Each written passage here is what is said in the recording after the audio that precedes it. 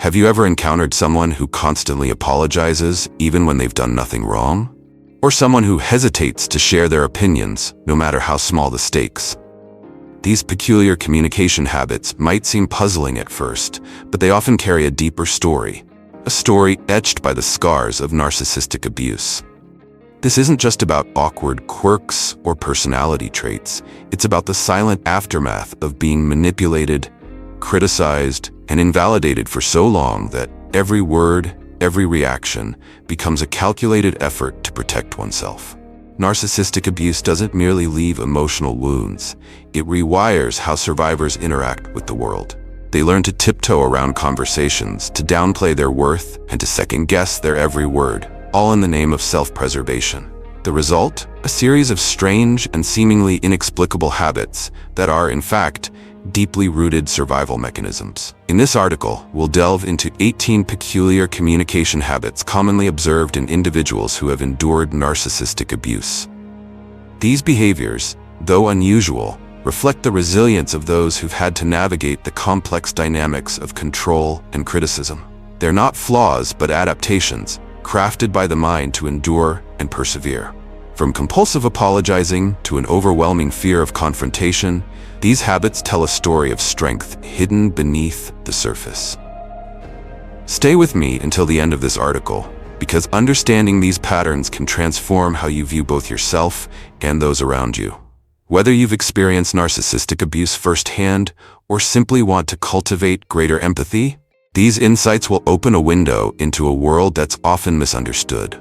Don't forget to like, share, and subscribe to Victory Stoic to spread awareness and support. As you read, take a moment to comment with the words, "I choose empathy and healing," to affirm your commitment to understanding and growth. Section A. Why does narcissistic abuse leave such a lasting impact on communication? Number 1. Narcissistic abuse reshapes how you respond to the world.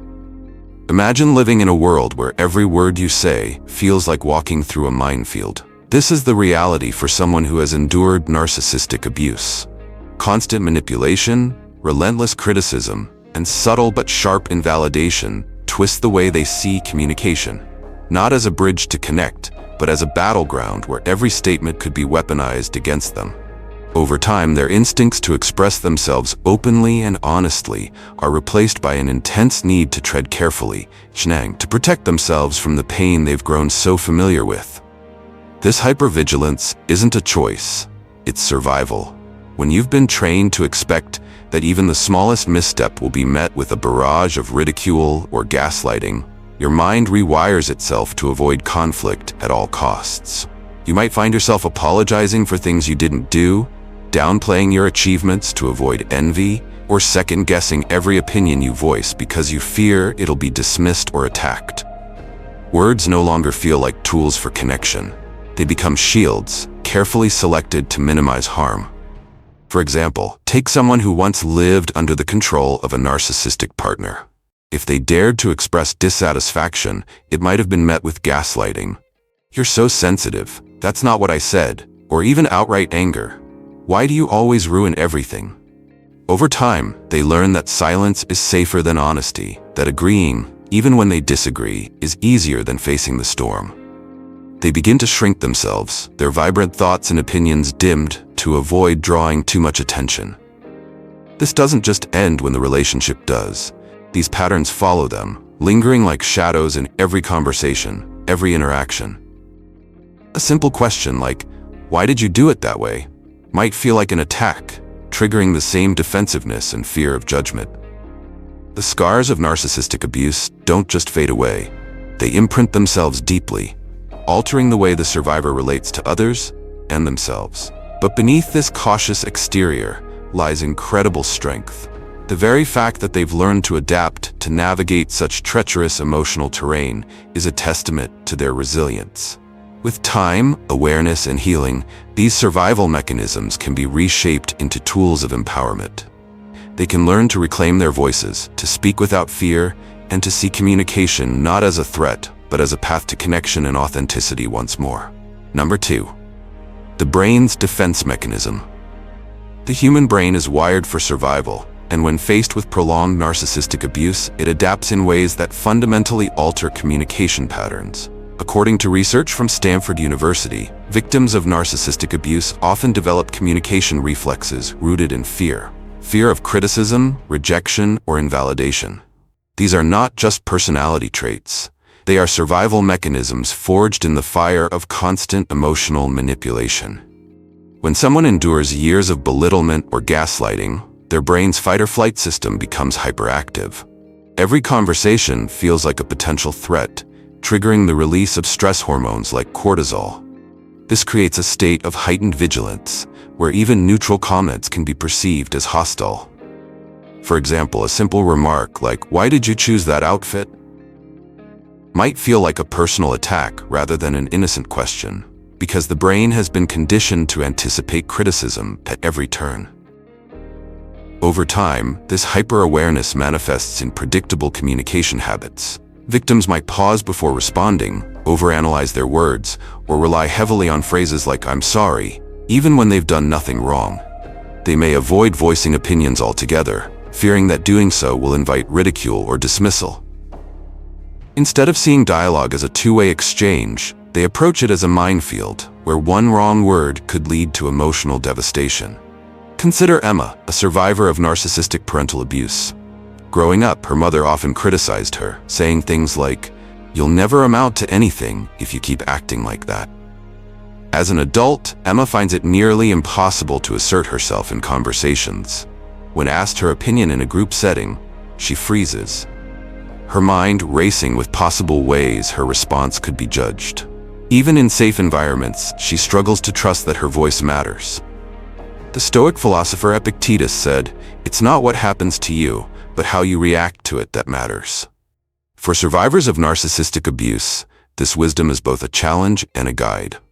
While their reactions are shaped by past trauma, understanding these patterns is the first step to reclaiming control.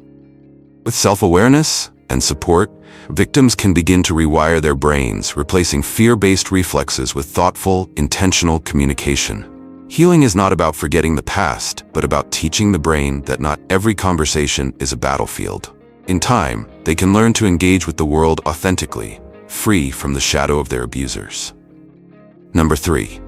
The link between emotional manipulation and unusual communication habits. Emotional manipulation is a slow, insidious force that reshapes not only how victims see the world, but also how they present themselves within it.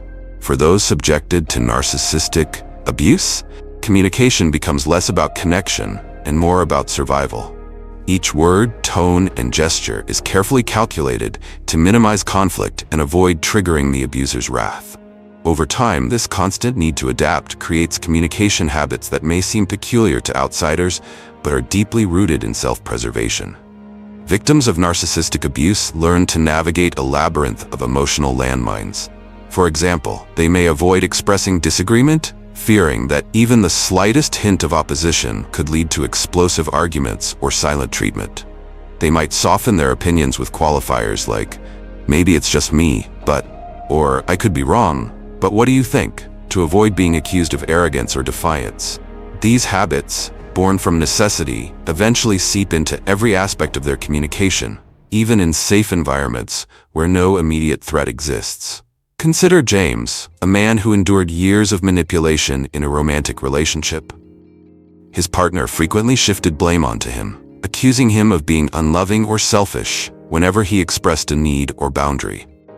To avoid conflict, James began to preface every request with apologies or disclaimers, such as, "I know this might sound selfish, but," or "I'm sorry if this is inconvenient, but."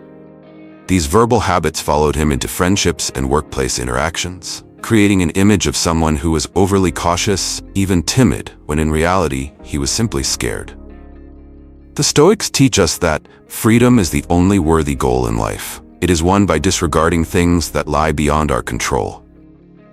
For survivors, this freedom begins with recognizing how manipulation has shaped their words and reclaiming the right to communicate without fear.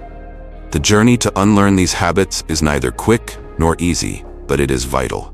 With time and intention, they can break free from the patterns imposed by their abusers and rediscover the power of their authentic voice, strong, steady, and unafraid of conflict. True freedom lies not in avoiding difficult conversations, but in speaking one's truth, no matter the circumstances. Section B. 11 Unusual communication habits. Number 4. Apologizing, even when they've done nothing wrong.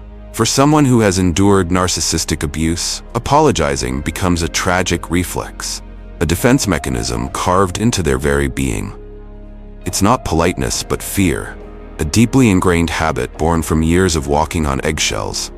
They apologize not because they're wrong, but because they've been conditioned to believe that their mere existence might offend or disrupt. Take Sarah, for instance.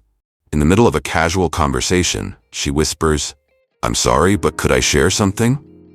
The room falls silent, and the air grows heavy with the weight of her hesitation. Even in the safest spaces, Sarah's voice is cloaked in apology, as if she's bracing for an invisible blow. In her past, every word, every action, even her silence, was scrutinized and weaponized by someone who thrived on making her feel small. When she tried to defend herself, her words were twisted until she doubted her reality. Over time, apologizing became her shield, a way to disarm the attacks before they even began. But this shield carries a bitter irony. Instead of offering her protection, it locks her in a prison of self-doubt. Her apologies erode her confidence, making her seem uncertain, even when she has every right to stand tall. To others, it might seem like humility, but beneath the surface lies a storm of insecurity and fear. Fear of judgment, rejection, and the wrath she's been conditioned to anticipate.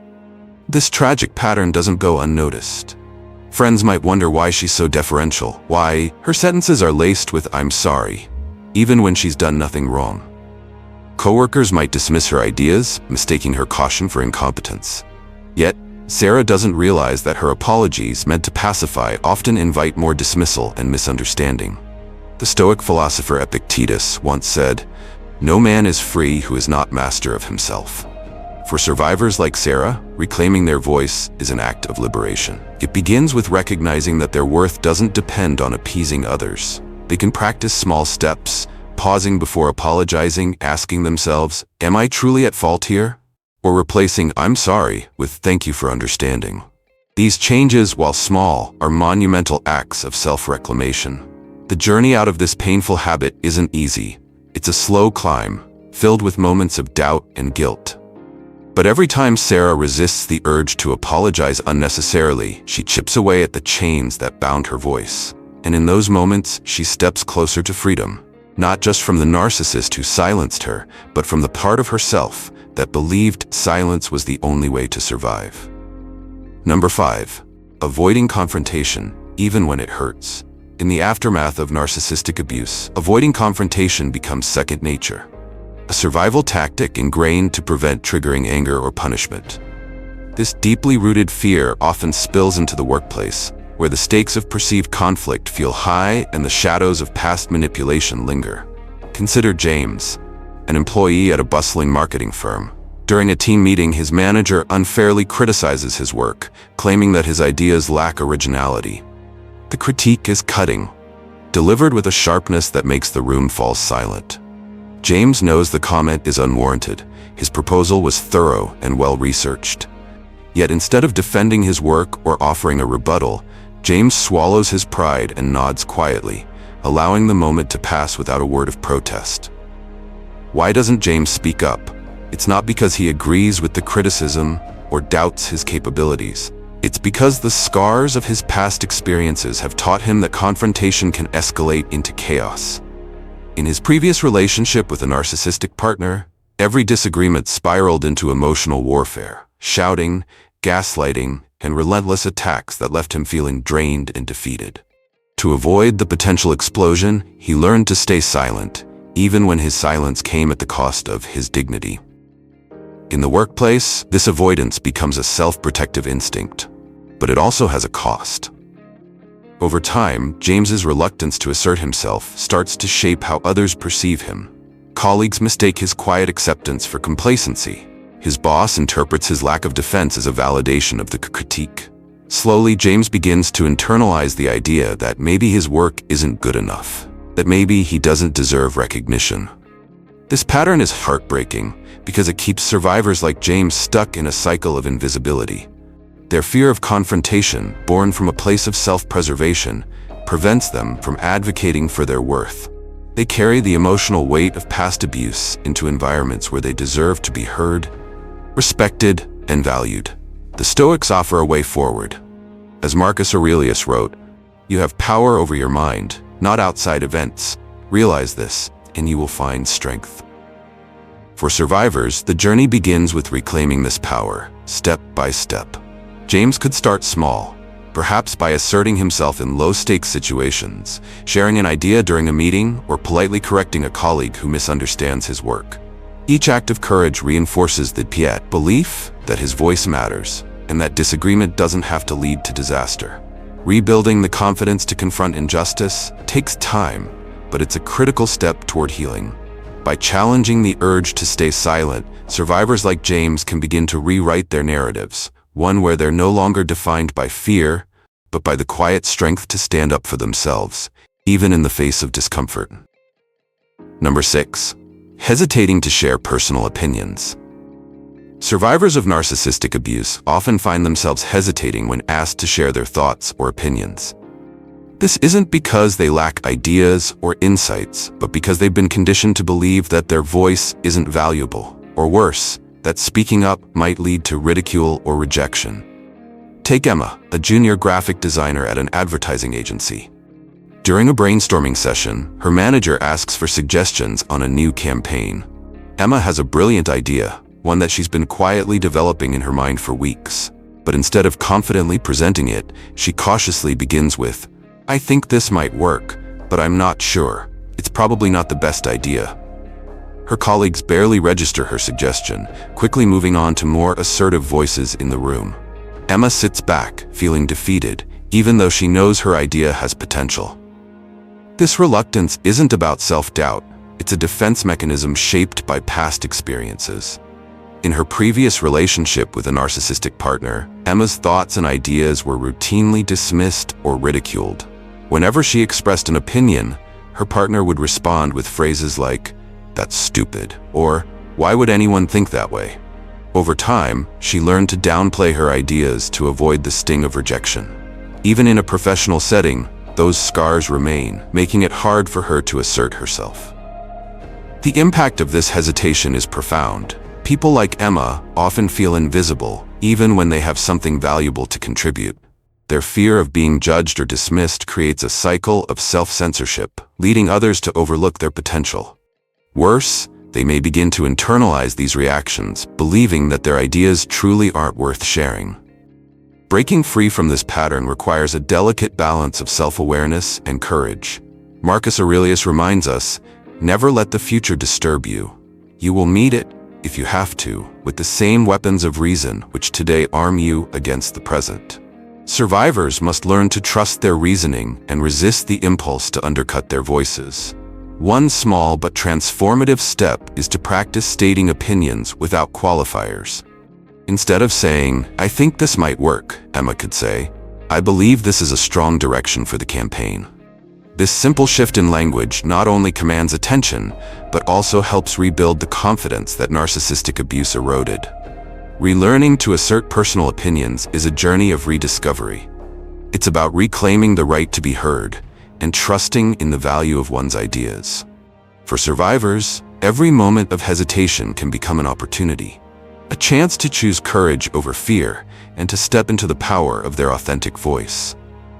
Number 7. The habit of sugarcoating and avoidance. For those who've endured narcissistic abuse, speaking directly can feel like walking barefoot on broken glass. Every word is carefully selected, every sentence wrapped in layers of ambiguity and politeness, not to charm but to survive. It's a skill honed under pressure, a defense mechanism to avoid triggering an emotional avalanche from the narcissist. Picture Kevin, a mid-level manager at a tech firm, caught in the web of a seemingly innocuous conversation with his domineering boss. The boss, a textbook narcissist, asks Kevin for feedback on a new policy. Kevin doesn't agree with it, but instead of stating his concerns outright, he cautiously replies, "Well, I see where you're coming from, and I think there are some positives here, but maybe we could also explore other options, just to be thorough." What Kevin means is, this policy is a disaster waiting to happen. But years of navigating around volatile personalities have taught him that blunt honesty can backfire catastrophically. His boss, of course, interprets Kevin's diplomatic phrasing as full agreement and barrels ahead with the plan, oblivious to its flaws. Later, when the policy fails, Kevin is the one left holding the blame. This habit of sugarcoating and speaking in half-truths stems from a primal need to protect oneself. Narcissists are master manipulators, twisting straightforward statements into accusations or using them to fuel future arguments. Survivors, conditioned by this dynamic, learn to sidestep confrontation by making their words as non-committal and palatable as possible. The tragedy here is twofold. First, the survivor becomes trapped in a perpetual state of self-censorship, unable to express their true thoughts without fear. Second, this habit can make them appear indecisive or evasive to others, perpetuating a cycle of being misunderstood and undervalued. The Stoics had a sharp perspective on this. Seneca wrote, "Truth often suffers more by the heat of its defenders than from the arguments of its opposers." Survivors twist their truths not to protect lies, but to shield themselves from the heat of narcissistic retribution. Yet, in doing so, they lose the power and clarity that truth provides. Breaking this pattern requires boldness, a willingness to reclaim one's voice, even at the risk of discomfort. Survivors must learn that their words have weight, and that speaking is not an act of rebellion, but a declaration of self-worth. A practical step is to rehearse statements with a trusted ally or mentor, building the muscle to communicate directly without apology or fear. The bitter irony of sugarcoating is that it often feeds the very system survivors wish to escape. To truly break free, they must strip away the excess layers of caution and rediscover the liberating strength of unvarnished truth. Because in the end, their voice is not just a tool for survival, it's a weapon for reclaiming their lives. Number 8, the habit of overexplaining. For those who grew up under the shadow of narcissistic parents, every word feels like it's on trial. Overexplaining isn't just a quirk, it's a deeply ingrained survival mechanism, developed in response to years of relentless blame and criticism. Imagine being told repeatedly as a child that nothing you do is ever enough. Your reasons are excuses, your mistakes are personal failures, and your intentions are dismissed as irrelevant. Take Emma, for instance. She grew up with a mother who demanded perfection and punished imperfection with biting remarks. If Emma got a B+ on a test, her mother would scoff. "Why didn't you get an A? Were you even paying attention in class?" As an adult, Emma finds herself over-explaining every small mishap, even to people who aren't asking for it. When Emma arrives 5 minutes late to a meeting, she blurts out, "I'm so sorry I'm late. My car wouldn't start this morning. And then there was traffic and I spilled my coffee on my shirt, but I left the house early, I promise." Her colleagues might respond with polite indifference or a quick, "It's fine." But the underlying dynamic is much deeper.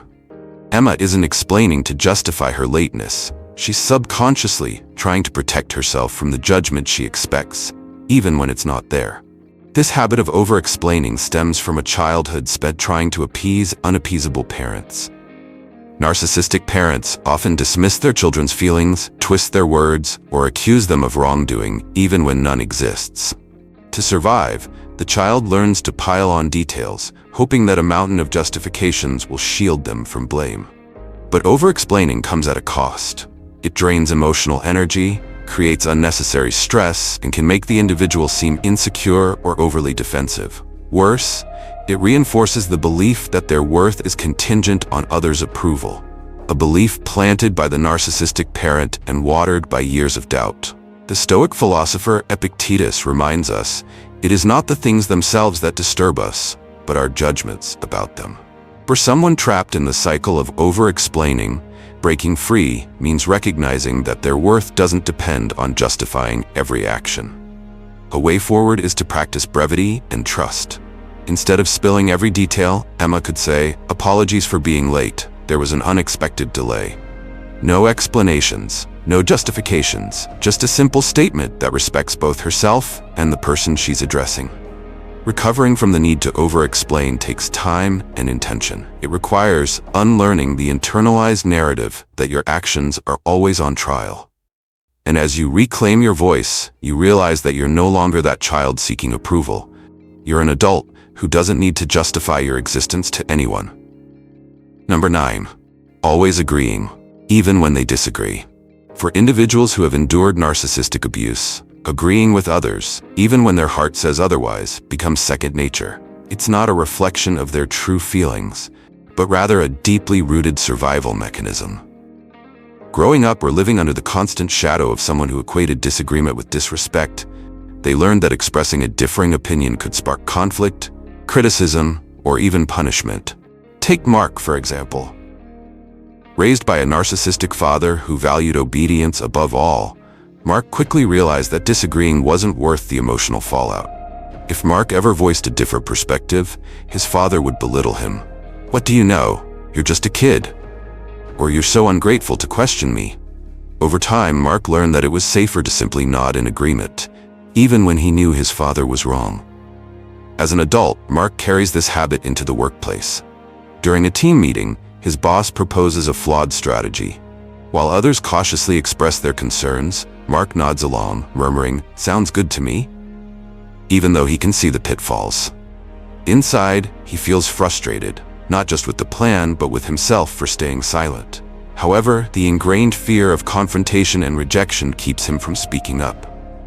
This habit of automatic agreement, born out of a need to keep peace, erodes authenticity and self-confidence. Over time, constantly suppressing their opinions can lead individuals like Mark to feel invisible and undervalued. Worse, it reinforces the belief that their voice doesn't matter, a belief instilled by the narcissistic abuser. The Stoic philosopher Seneca wisely observed, "It is not because things are difficult that we do not dare. It is because we do not dare that things are difficult." For survivors of narcissistic abuse, daring to disagree can feel insurmountable. But reclaiming the courage to express one's true thoughts is an essential step toward healing. Breaking this cycle starts small. Instead of outright disagreement, survivors can practice neutral but honest responses, such as, "That's an interesting perspective. Let me think about." Over time, this builds the confidence to assert their opinions without fear. Additionally, surrounding oneself with supportive, non-judgmental individuals can create a safe space to practice being authentic. Agreeing to keep the peace might seem harmless, but it's a heavy price to pay for long-term emotional well-being. Learning to express dissent respectfully doesn't just reclaim their voice, it restores the balance of power, reminding them that their thoughts and feelings are valid, no matter who they're interacting with. Number 10. Repeating others' words to avoid misinterpretation.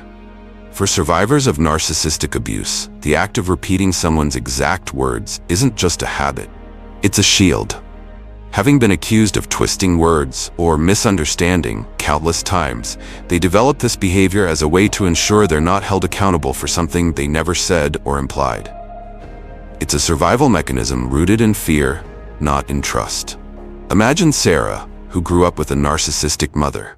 Anytime Sarah tried to express her feelings, her mother would turn the conversation against her. "That's not what I said. You're always making things up to make me look bad." To protect herself from these accusations, Sarah began echoing her mother's exact words before responding, hoping to prove she had understood them correctly. Fast forward to adulthood, and Sarah carries this habit into her personal and professional relationships. During a team discussion at work, her manager says, "We need to prioritize this project over everything else." Instead of responding immediately, Sarah cautiously repeats, "So, you're saying this project should take precedence over all others?" She feels compelled to do this even when the statement seems clear because the fear of being misinterpreted is deeply ingrained. While this behavior helps avoid immediate conflict, it also signals a lack of confidence and trust in her perceptions. Over time, it can create frustration for others, who may view her as overly cautious or hesitant. Worse, it reinforces her internalized belief that her memory or understanding isn't reliable, a belief often planted by the narcissistic abuser. The Stoic philosopher Marcus Aurelius reminds us, "If someone can show me that what I think or do is not right, I will happily change, for I seek the truth, by which no one was ever truly harmed." This wisdom can empower survivors to trust their perceptions while remaining open to constructive dialogue. To break free from this pattern, survivors can start by practicing active listening and asking clarifying questions when needed, without feeling the need to repeat verbatim. For example, instead of echoing every word, they can say, "Just to clarify, are you suggesting?" This approach balances understanding with self-assurance. Repeating others' words may have been a necessary tool for survival in a narcissistic relationship, but it doesn't have to define how they interact with the world moving forward. Building confidence in their ability to listen, understand, and respond authentically allows survivors to reclaim their voices and let go of the shadow of their past. Number 11. Overreacting to being misunderstood. For survivors of narcissistic abuse, being misunderstood isn't just frustrating, it feels like a threat. In the past, misunderstandings may have led to harsh criticism, ridicule, or even punishment, leaving emotional scars that manifest as an almost desperate need to correct or clarify every perceived mistake. Imagine Mark, who grew up with a father who constantly berated him for things he didn't mean to say or do. If Mark said, "I thought you wanted me to mow the lawn," his father would snap, "Don't think, just do as I say, you never listen." Over time, these interactions taught Mark that even small misunderstandings could spiral into conflict. As an adult, Mark reacts defensively to any perceived miscommunication. During a team meeting at work, Mark suggests a strategy, but his manager misinterprets it and says, "That's not what we're focusing on right now." Instead of calmly clarifying, Mark becomes visibly flustered and responds with urgency, "No, that's not what I meant. Let me explain again so there's no confusion." His overreaction stems not from the present moment, but from a history of being unfairly blamed for innocent mistakes. This heightened sensitivity often creates a cycle of discomfort. The more they overreact, the more others perceive them as overly defensive, which can lead to further misunderstandings and alienation. The fear of being misunderstood becomes a self-fulfilling prophecy. The Stoic philosopher Epictetus offers a powerful perspective. It is not what happens to you, but how you react to it that matters.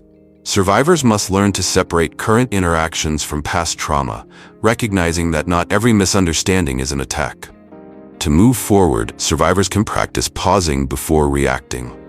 Instead of rushing to correct, they might say, "I think there's been a misunderstanding. Let me clarify." This measured response shows confidence and control, breaking the pattern of overreaction while fostering healthier communication. Overreacting to misunderstandings is a deeply ingrained response to past trauma, but it doesn't have to define the present.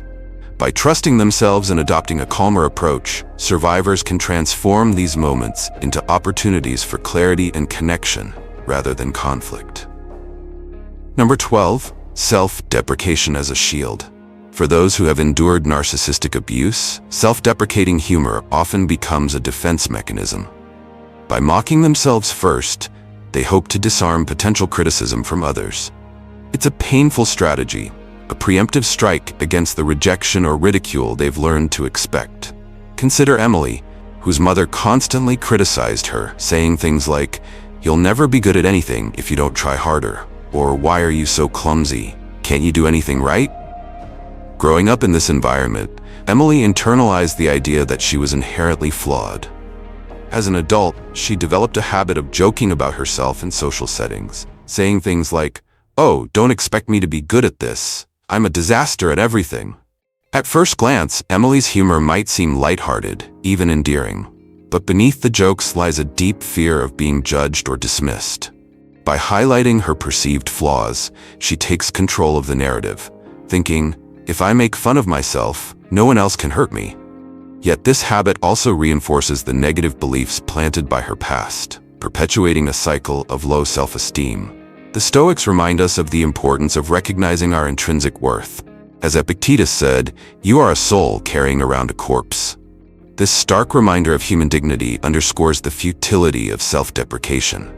Instead, we should focus on elevating ourselves, not diminishing who we are. Breaking free from this habit requires survivors to challenge the internalized criticism they've carried for so long. The next time Emily feels the urge to joke about herself, she pauses and asks, "Would I say this about someone I love? Why am I saying it about myself?"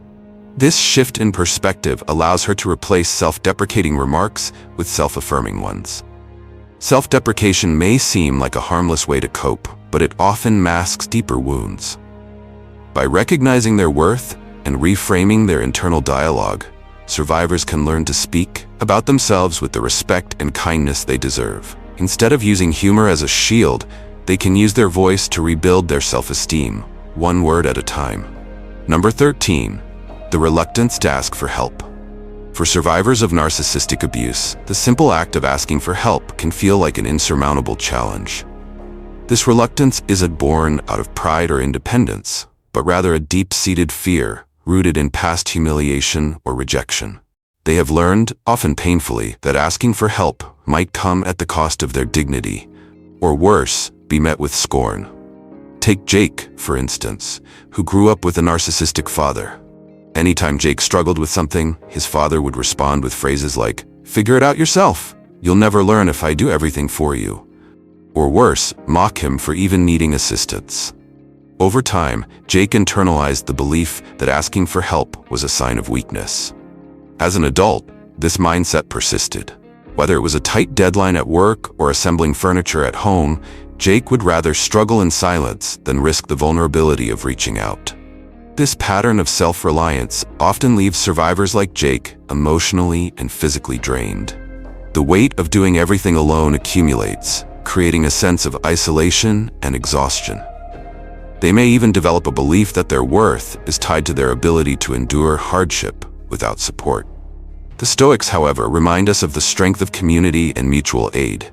As Marcus Aurelius said, "What harms the hive harms the bee."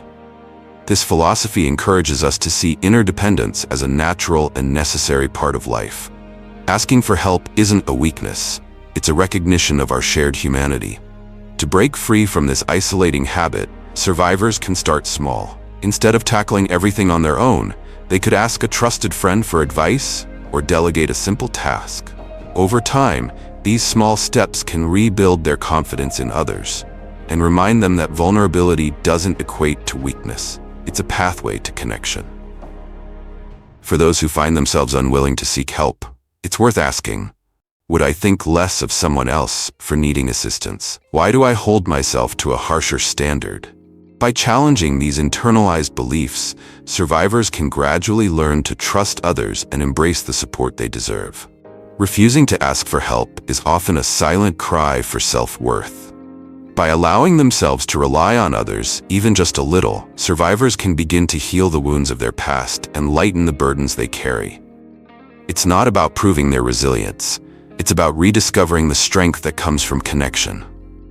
Number 14. Overreacting to compliments. For survivors of narcissistic abuse, receiving a compliment can feel less like a kind gesture and more like stepping onto unstable ground. Their instinctive reaction might not be gratitude, but suspicion, discomfort, or outright denial. Compliments, in their world, often came with strings attached, veiled criticisms, or served as traps to test their humility. Over time, this conditioning warps their ability to accept kindness without overanalyzing its intent. Consider Anna, who grew up with a narcissistic mother. Whenever Anna achieved something, winning a school competition, acing an exam, her mother's praise would start sweet, but quickly turned sour.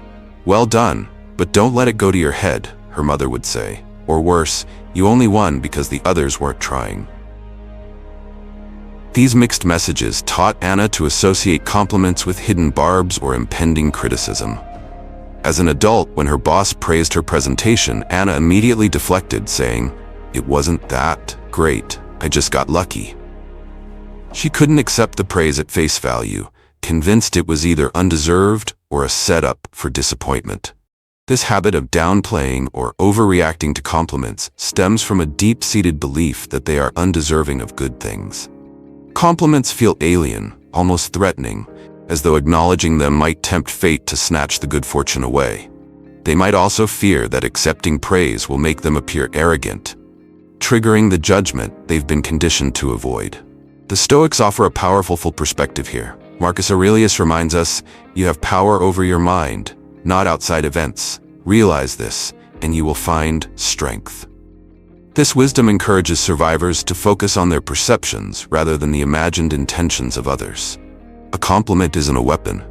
It's a reflection of another person's goodwill. Recognizing this can help survivors detach from their conditioned fears.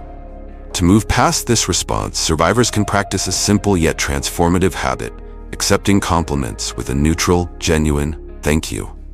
No explanations, no deflections, just acknowledgement. Over time, this practice can help rewire their response to kindness, allowing them to see it as a gift rather than a threat. If you find yourself overreacting to compliments, pause and ask, what would happen if I simply believed this kind word? By challenging old patterns and embracing the possibility of sincerity, you can begin to reclaim the joy of being appreciated for who you truly are. Compliments aren't traps. They're small moments of connection, and you are worthy of every one of them. Closing. The communication habits we've explored aren't just peculiar. They're profound indicators of the deep scars left by narcissistic abuse. They serve as both shields against further harm and reminders that healing is a journey, not a destination. These habits reflect resilience and survival, but they also call for understanding, empathy, and the courage to reclaim one's voice. If you recognize yourself or someone you care about in these patterns, know that healing begins with awareness. Start by offering compassion to yourself and others, and take small, intentional steps toward rebuilding trust and confidence. Remember, every step forward, no matter how small, is a victory. If this video resonates with you, I invite you to like, share, and subscribe to Victory Stoic to help spread these important messages. And please, share your thoughts in the comments with the affirmation, I choose empathy and healing. Let this declaration mark the beginning of your journey toward understanding and self-restoration. Thank you for being here, for your courage in facing these truths, and for your commitment to a life filled with peace and healthier connections. Remember, you deserve relationships that uplift you, not ones that diminish you. Until next time, take care, stay strong, and always choose healing.